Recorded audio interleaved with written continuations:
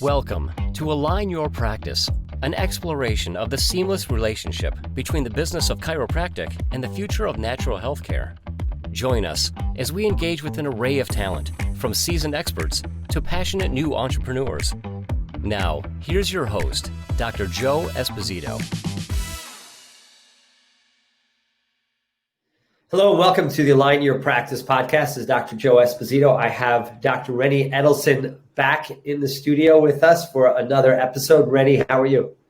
I'm wonderful. I appreciate you being here, and I appreciate you having me back.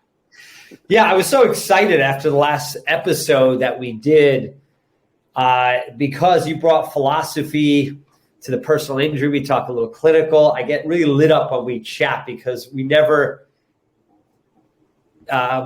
forget philosophy. We never forget clinical. We always put the discussion together in the full framework of chiropractic. So I love the dialogue with you. So we did talk about personal injury on the last one. We talked about just the category as a whole, the value to the patient, the different relationships, the insurance company, the attorney, the chiropractor, the patient. And I love just to bring it back on the table.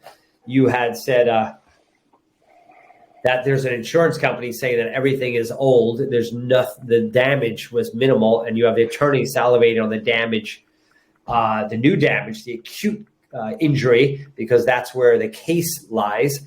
And then you're sitting in front of the patient telling the patient it's both sides. So I love the advocacy mindset that you position. Makes me really excited about personal injury because I can be a true warrior for the patient, trying to do what's best for them, which actually supports all of it, right? At the end of the day, the case is handled, the patient's handled. Without the chiro, it could slip to one side or the other, right? The patient may not get anything, an insurance company wins, the attorney thinks it's all acute. None of that's right. What you're saying is you're just managing the patient, which is, I don't know, at the end of the day, it's so authentic. I never looked at it that way in personal injury before. Any thoughts from our conversation last time to bring it back? You know, we're chiropractors, right? And I think it's the most frustrating part of being a chiropractor is that, my father was in the toilet paper business, and he had a hat, and it said number one in the number two business. You know, and the chiropractors always wanted to be number one, and like, let's just castrize and just eliminate the medical profession and throw them all in the bottom of the sea, bad for the fishies, great for humanity. And I'm like, that's not true, because chiropractic thrives in the number two spot. We're number one in the number two slot. And I've always remembered my dad's hat. And it's really, really important for us to understand that, we live day to day in the trenches where, people believe in chiropractic, don't believe that. Where are they on that journey, of disbelief, seeker to, believer to understander to an ambassador? And to me, there's no difference in bringing a personal injury patient through that process than it is somebody that has a neck pain or woke up wrong. It's exactly the same thing. Now, the responsible party, maybe at the very beginning of care, may be different, more of the insurance, but hey, let's not water this thing down. The insurance adjusters get paid by saving the insurance company money. Period. Their job and their salary and the expectations and agreements that they have as an adjuster for the insurance company is, hey, this case, they have this thing, this insurance program. It's a smart synaptic computerized program. It's called Colossus. Now, there's about 20 different names for that now, right? But it's literally like the big eye in the sky, and it's scouring everything, trying to do the 3 Ds: deny, delay, or decrease the amount of settlement that there is to save the insurance company money. That's how it's the second largest industry on the planet. The adjuster's job is, hey, this case is worth $50,000. I'm gonna make sure we settle for 40 or 45, and they make a percentage of the difference. That's how they get paid. The lawyer doesn't know any of this or care about any of this. They just want to go ahead and say, what's the limits of the policy? I want the limits. I need MRIs, I need neurosurgeons, get shots. I want the patient to do all of these things. It's like a random, like shotgun in the air. And I'm like, it's none of those things. Because we're dealing with a human being.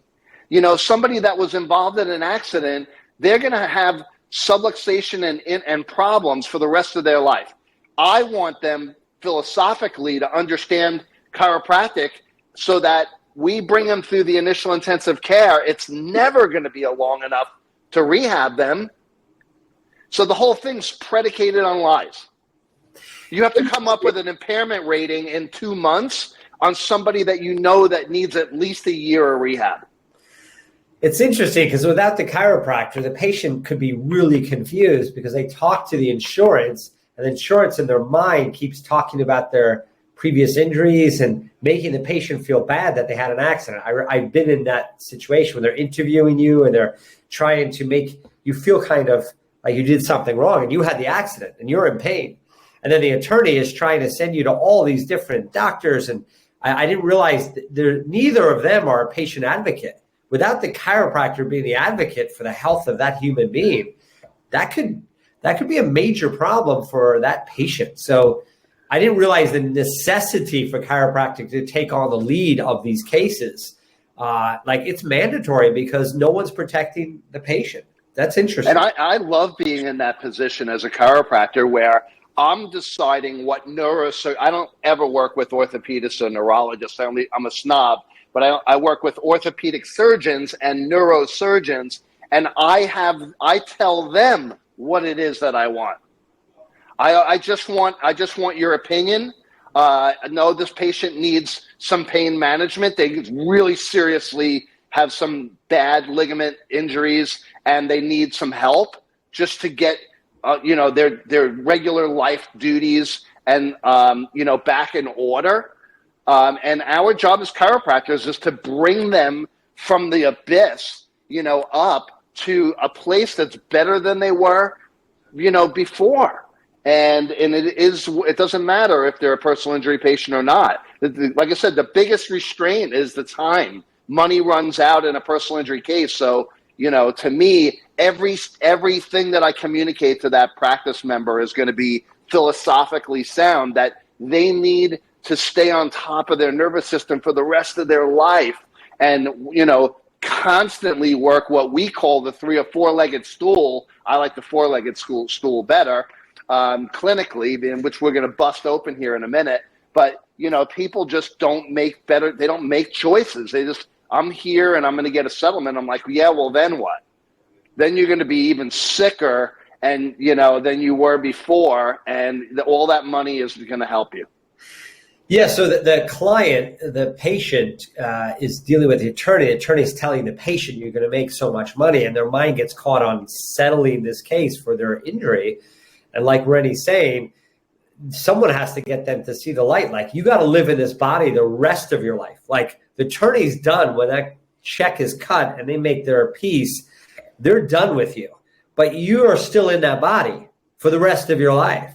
So as chiropractors, we got to get them out of the mindset on that crisis care and their settlement because they truly have injury, and get them to understand they're going to be living in that body the rest of their life. And we have, as a team, you and I got to work together to bring as much value to the structure that you're living in. And the reason I wanted you on the podcast, I mentioned this the last time we spoke, was I've been in personal injury practices and I see that it's no philosophy. There's no color on the walls. There's no doctor-patient reaction. It just seemed this is stereotypical anyway. It seemed very transactional. When I went in your practice, there's high fives, there's hugs, there's color all over the walls, there's energy, there's table talk, there's philosophy. And I'm like, I've never seen that people are doing personal injury. And I think because the revenue is so good and they're in a sense going because their attorney said they should go, that you just get lazy. And you don't hold the conviction of chiropractic for these cases. And you've held such conviction because you're a philosophical chiropractor. I don't think you know how to see a patient without teaching them the essence of chiropractic, however they come in your office. So it was really wild. If I walked in your office, I'd say it's a wellness-based clinic, period. I wouldn't even know they were in an accident. So that was, something I haven't seen anywhere in the nation, anywhere. And if anyone had an opportunity, not that I want to flood your office with lots of guests coming in, but if anyone is in the town and Renny is available and willing to just see the operation, I would urge you to do so. Let's break this down, Renny, just a little bit, and we'll go a little clinical. But managing a case, we can't go into all the testing that you do, but there has to be some objectivity. You have to document the case. You got to communicate with the firm that has give us 5 minutes of just framing out. It is managed a little bit more well-rounded, a little more comprehensive. Take us through a little bit. Well, you know me, I always want to expand the conversation. So just knock me out if I keep talking, because there's too much to share here in a short period of time. But I really want to be able to get this point out, and then I'm going to go ahead and flip it, okay? And that's this. When in the world did people change their philosophy of life? They're involved in an accident, and the first thing that they do is they call up an attorney, and the second thing they do is they go to the ER. When did this happen? I'm like, I want a billboard so bad for 40 years of my practice. If you fell off the ladder in the garage, who are you calling first? The lawyer or the chiropractor, right? And it's like, and they'll be like, the chiropractor. I'm like, why did you call the lawyer first? If your health is not a number one priority, it's a number two priority. Well, your number two priority was to go to the ER. Did you really think that they were going to admit you to the hospital when you went? Were you missing a limb? Did you have shards of glass in your face? Did you think your spleen blew up? Like what happened? Did you think you were going to be admitted? No. Well, so 3 hours goes by, $18,000 of billing, and you're released with a prescription, and they tell you to go to the primary care physician who knows this much of everything and nothing about that thing. And so that was so frustrating for me when I was kind of making decisions as to, do I want to go ahead and see personal injury patients? Do I want to go ahead and fill up my offices with these type of patients that may have a difference in philosophy? And the truth is, and I think we unpacked it in the last series, go back and watch it again, it's both. It's old problems and new problems that are aggravated, and it's really important. But clinically, you have to be able to know how to uncover some of these injuries. And that was the question that you asked, right? Yeah, like the whole case management. Like, first off, we know low back pain. Someone comes in, you may not take a great history. When someone gets hit head on, or someone gets sideswiped and you don't take a history correctly, I'd say if it was me, and I'm not going to take away your expertise here because you're going to break this down for us. But to me, the case history is weaker in the average chiropractic office. The documentation is weaker. The objectivity is weaker. And if we fix those three on all cases, PI or not, it's going to help us be a better doctor for the patient, whether they got hurt playing basketball or getting in a car accident, right? Those three, I think, are weaknesses in our profession, just stereotypically, is documentation, objectivity, and the initial case presentation. So, when somebody walks into a neurosurgeon's office and they have a range of, they got some sort of a problem. I don't know if anybody here has ever witnessed this. When was the last time you ever saw a neurosurgeon break out a goniometer or, an inclinometer? If you don't know what that is, that's a digital tool that measures range of motion. They go bend down forward, bend down backwards, bend side to side. I'm the expert. I don't like the way that looks, and I'm like, what? I'm like, we need to be more clinically excellent than a neurosurgeon.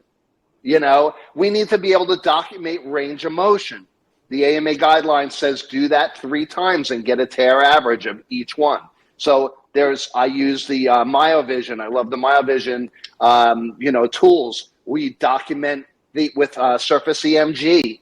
We document with doing really posture, because posture is the window into your nerve system. So as your posture moves away from the normal weight bearing, it adds pounds per square inch of pressure along the spine. All of these things matter.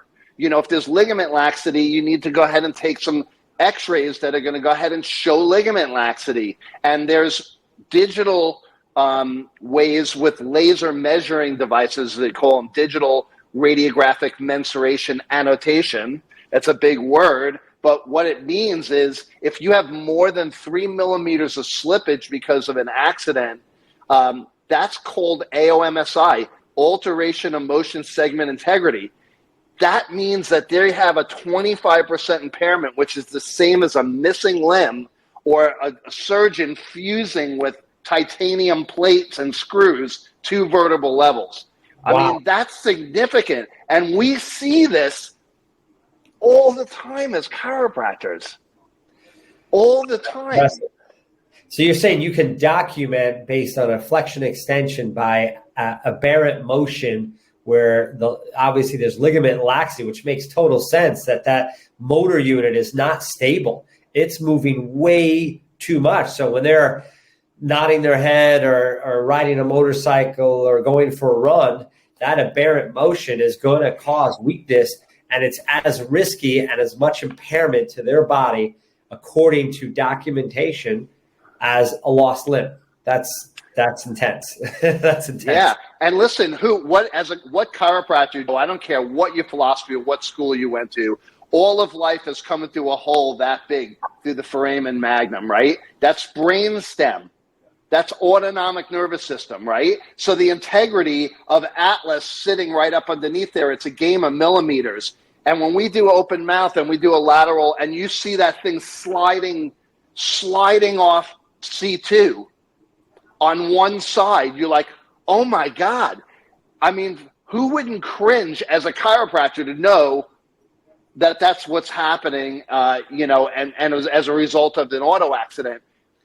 Man, I just relived that I just became a grandfather for the second time 2 days ago. You know that. And they were like pulling and pulling and pulling on the head of my grandson. And you don't think that there's ligament laxity there? So it doesn't matter the mechanism of injury. We're talking about personal injury, and there's opportunity here, to be able to get back, maybe where we're not seeing babies in the office, but we are seeing adults with the same type of injuries. And, it's going to leave them with autonomic nervous system issues for the rest of their life. And so we are on the same page. Taking a case history better than you've done probably in the past is necessary, right? You got to really understand the mechanism and document that well, right? That's number one. You bet. Objective testing, like you're saying, flexion extension, maybe EMG. You're doing some objective documentation on the injury itself, and being able to tell that story. Now, you and I know, in AlignLife, one of our visions is the integration of multiple components, altering body composition. The average American is 68% are overweight or obese. That's number one. We have a highly inflamed culture. So the accident that you would endure today as an American versus an accident maybe in 1960 is going to be different. Altered body comp, loss of muscle tissue, high inflammation, metabolic derangement, highly inflammatory, and this accident on top of it. Like you said, that old twig's going to break. People's level of health these days, they're just not as resilient as a human. At a 40-year-old human today is not a 40-year-old human in function in 1960 based on our lifestyle, right? So you're probably seeing more damage from the same speed of an accident versus 10, 15 years ago. That's a hypothesis I have. But I would assume there's just more damage because there's less resiliency of tissue. Was that far-fetched of a thought? No, it's spot on. It's spot on. I mean, listen, first of all, when they come into the office, I think it's important because there's chiropractors that are listening to all this, that one thing that I never, ever, ever, ever let happen is let a person that was involved in an accident not attend my Better Results Faster workshop, my new patient orientation, because they have to go through this philosophical from seeker to understander phase so that they understand what metabolic subluxation is. They understand that, the problem isn't because they're obese and it runs in the family. The problem is that nobody runs in their family, right? Yeah. And we heard those, and it's kind of funny, but it's not funny at all, because you and I had this conversation the other day, and I know you get lit up when we start talking about clinical and metabolic, and it's like, and the integration. I'm like, Dr. Joe, when have you ever seen somebody that is only fat on the outside? Yeah. Okay. I mean, they're fat on the inside. Their organs have fat on them, right? The muscles have fat on them. And inside the spinal canal is fat. Crazy. And so that's another one of those 25 value drivers is if the person's metabolic profile is obese, right? They have obesity, they have inflammation, they have poor diet, poor habits, they're not moving properly. They have fat on the inside of the spinal canal. You add ligament laxity and inflammation to that, you now have impingement of not just the thecal sac where the cerebral spinal fluid is, but potentially cord compression because of fatty tissue infiltration. And every time that there's a tear, it heals back with scar.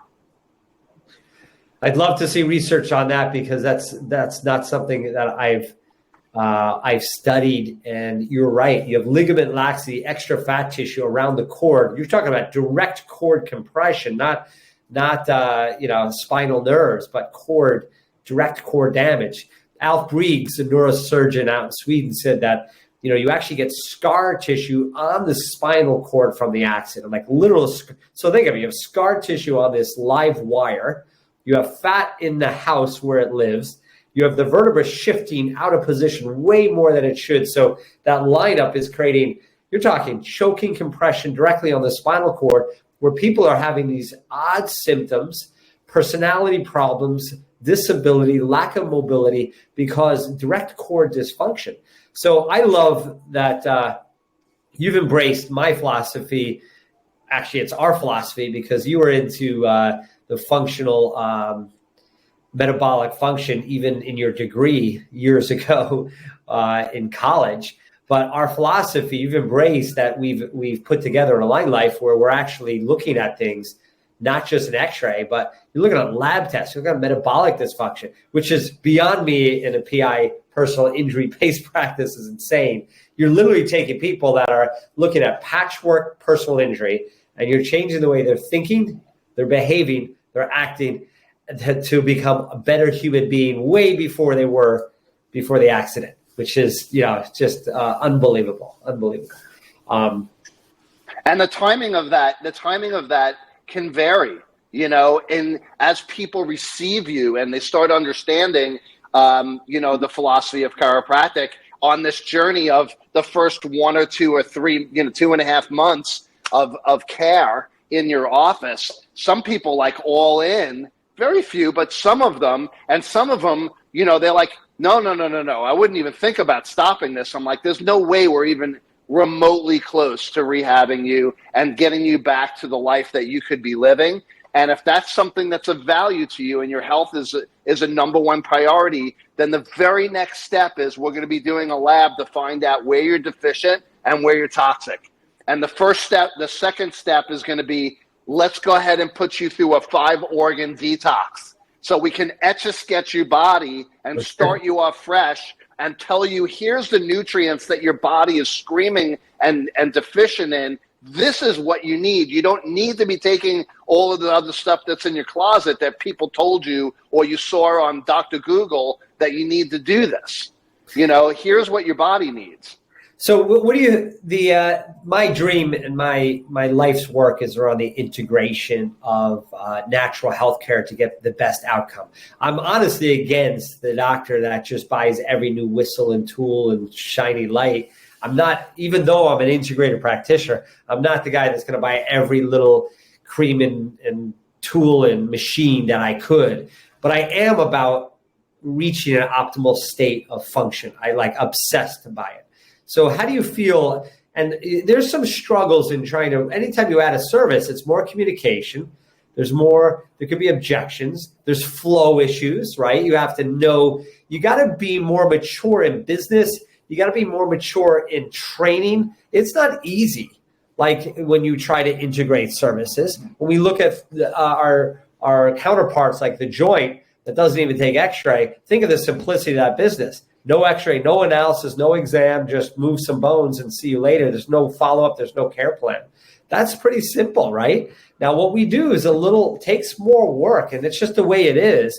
I'm just really proud of the outcomes we're getting. But speak to the integration model. I don't want people to think this is like a cakewalk, but it provides outcome, not only patient outcome, more referrals, better economics for the clinic, more profit if you do it well. But if you don't do it well, it can actually hurt you. If you don't integrate it correctly, you don't communicate with the different practitioners, you can cause more of a mess, less referrals, and worse reputation, and less profit, right? So it's not, give me your scoop on that and based on the way we're doing this in AlignLife. Yeah, so listen, it's really important to know, listen, we're not glazing this thing over. I mean, there's a little bit more work that needs to be done. Not a lot, but there's a little, for sure, there's a little bit more work diagnostically. But there's, we're always looking to streamline. A lot of this stuff goes through, in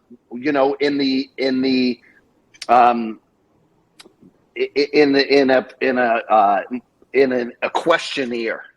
You can gather so much information of somebody's life through questionnaires. And so that doesn't really require a lot of time to do that, but it requires a little bit of time for you to look it over and care enough that you're really seeing what's going on with that person. That is the difference, right? You can gather the information, but if you don't care, then it's not going to matter. So you got to care. And you got to care a lot. And so that to me is more than anything else. And I think that my practice members get that from day one. They just know, and there's no difference. I don't care if they're in a personal injury. Listen, my job on the second visit is to decide whether I want to accept their case or not. They're not accepting me. I'm accepting them or not, right? So are they a good fit for my office or not? Is their health enough of a priority? We don't need more babysitting. I don't need any of those type of problems, because when somebody comes in and pays my care plan for $5,700, I tell them, I go, look, your health has to be a number one priority. It's $5,700. I don't care if you come in once or 72 times. It's $5,700. There's no refunds. Okay. So when somebody comes in with personal injury, they're not reaching deep in their pocket. So you have to be able to sell. You got to sell this movie of wellness and put them in it, or not put them in it and say, here's where your life is. You're at a fork in the road. You're either going to be that way or you're going to be that way. Which road do you want? Yeah, it's the art of self-selection. There's two fences to climb over. One gives you one outcome, one gives the other outcome. And I like what you just said, and that goes back to our last podcast as to why is there this lack of philosophy or lack of retention or lack of wellness when we're dealing with personal injury. You just nailed it.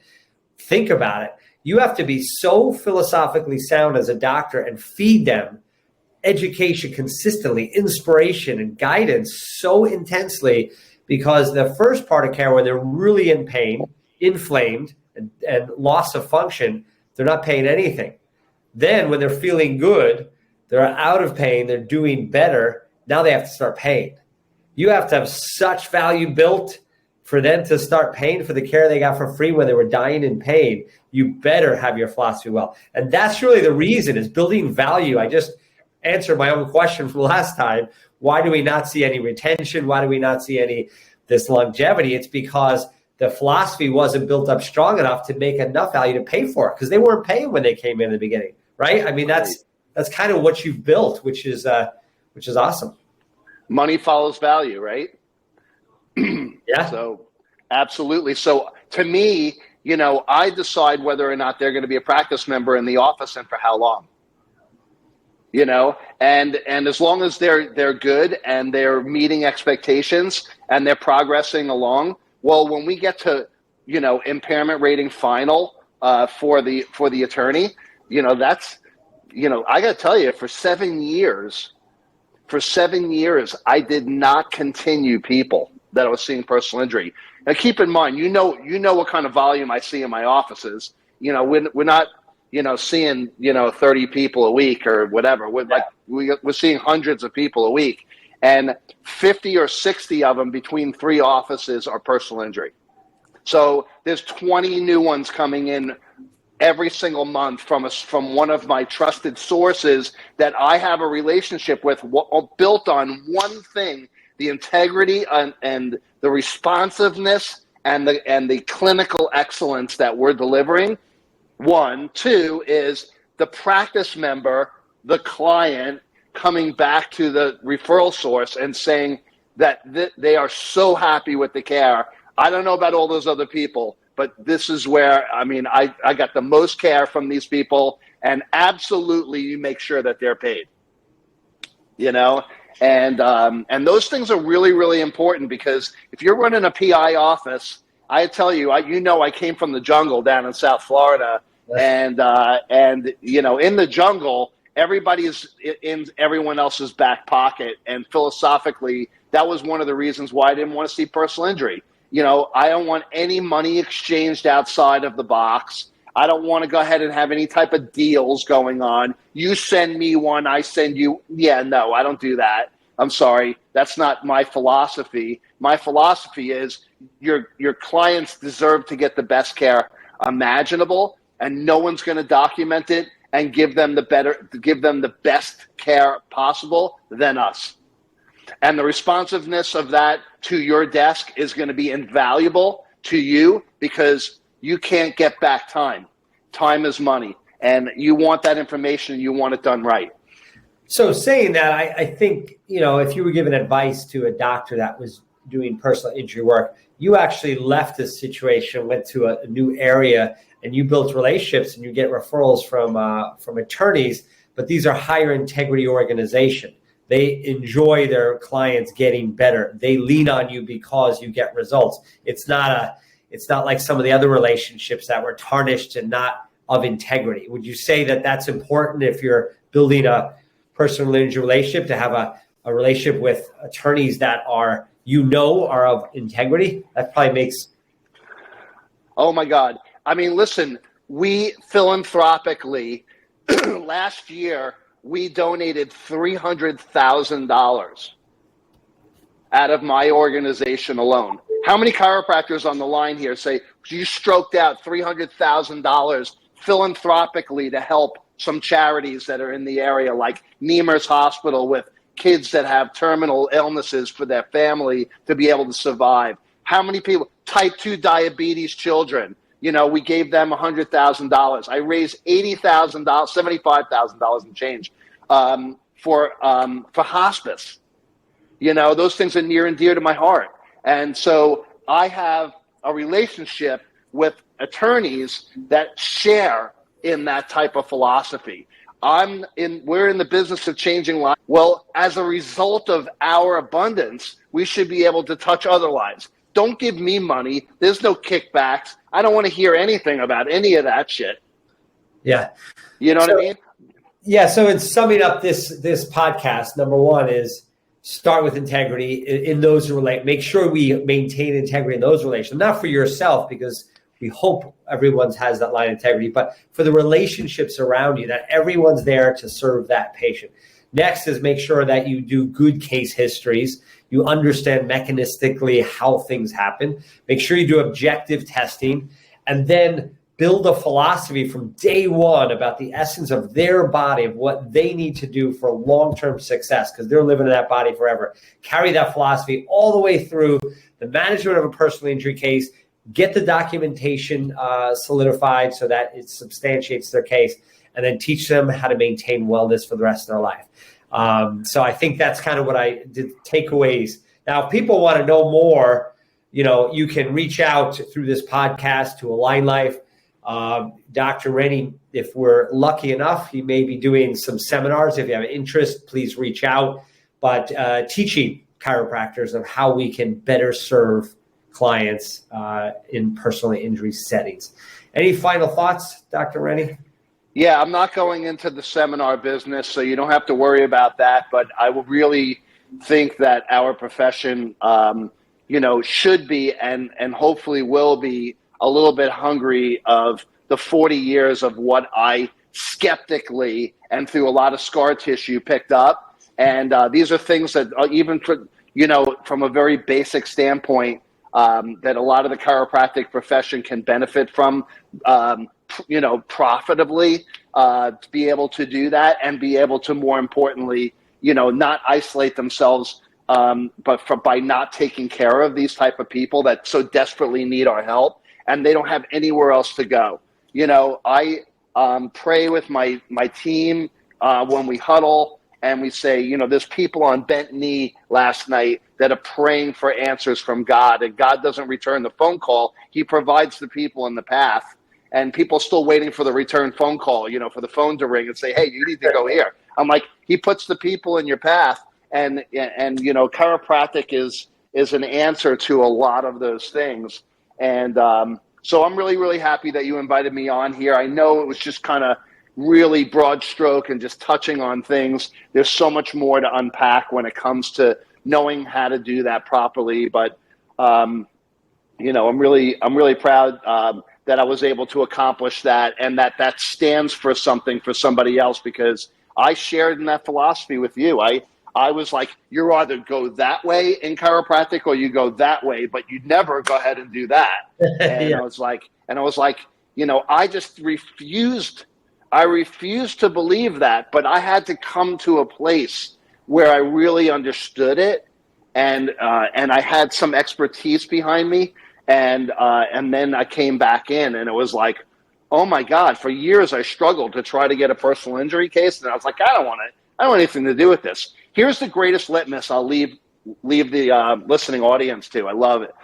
When a practice member comes in that's a personal injury or involved in an accident, the greatest litmus of whether or not you're a philosophical chiropractor is if their spouse signs up for the exam, because in my office, the spouse has to come in for the report of findings. I don't care if you're in an accident or not, right? So the spouse comes in, or the person who helped them make the financial decisions, even though they're not making one, right? They're health decisions. So that they're referring the valued practice member who is a personal injury patient is referring real people to you, and that, to me, internal referrals is everything, right? So I don't rely on the attorneys.